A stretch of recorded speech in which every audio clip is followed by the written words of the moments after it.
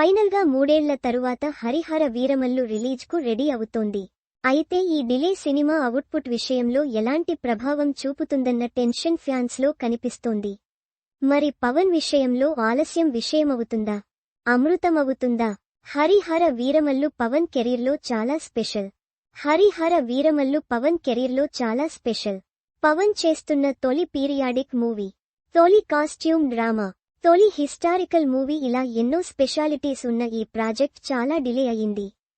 2022లోనే release కావాల్సిన ఈ cinema final గా 2025 జూన్ 12న ప్రేక్షకుల ముందుకు రానుంది.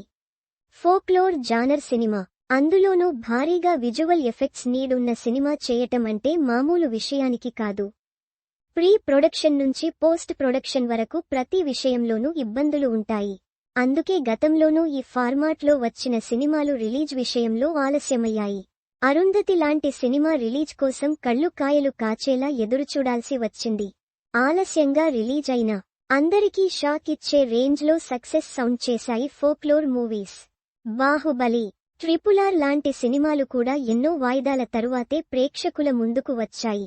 అయితే ఈ సినిమాలు క్రియేట్ చేసిన రికార్డుల గురించి దేశం మొత్తం మాట్లాడుకుంది. ఇప్పుడు హరిహర వీరమల్లు విషయంలోనూ అలాంటి పరిస్థితే కనిపిస్తోంది.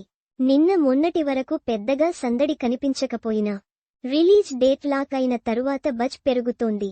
ప్రతి అప్డేట్ టాప్లో ట్రెండ్ అవుతోంది. ఈ జోరు చూస్తుంటే కంటెంట్ ఏమాత్రం కనెక్ట్ అయినా పవన్ రికార్డులు తిరగ రాయటం ఖాయం అంటున్నారు ఫ్యాన్స్.